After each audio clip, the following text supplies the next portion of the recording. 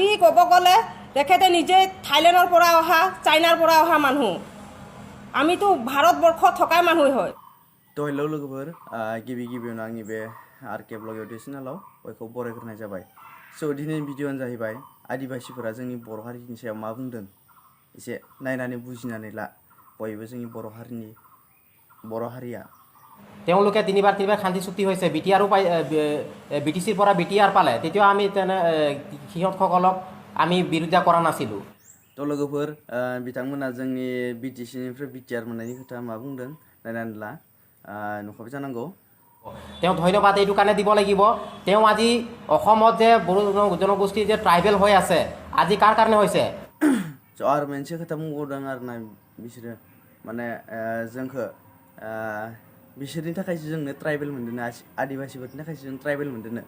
स' माला बिसोरनि थाखाय जों ट्राइबेल मोनखो जों बर'फोरा जों नाजानायनि गेजेरजोंसो जों ट्राइबेलखौ मोनदो बिसोरनिफ्राय बिसोरखौ लानानै जों माला ट्राइबेल मोनखो আজি ক'ব গ'লে তেখেতে নিজে থাইলেণ্ডৰ পৰা অহা চাইনাৰ পৰা অহা মানুহ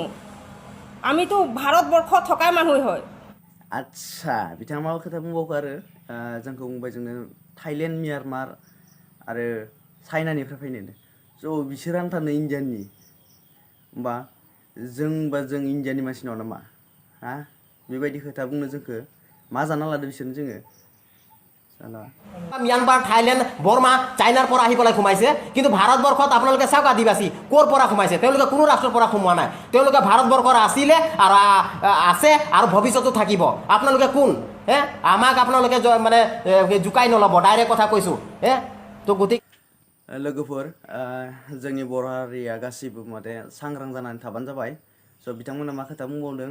एदावना लानाङा जों सोर खम मोनाखै नामा ना ओरैबायदि खोथा बुंदों आरोना नोंथांमोना नुखाबाय जानांगौ स' दाबो मोजाङै थादो सांग्रां जानानै था जाहाथे बिथांमोना जोंनि बर' हारिनि सायाव जाहाथे जेबो माने गाग्लोबनो हाया बेफोरबायदि आरोना स' लोगोफोर आं दिनैनि बे भिडिअनि गेजेरजों आं बेखौनो बुंनो सानो जाहाथे जोंनि बर' हारिया गासिबो खौसे जालायनानै मोजाङै थायो स' दिनैनि भिडिअ बेखिनियानोमोन नोंथांमोनाबो एसे बुजिलायदो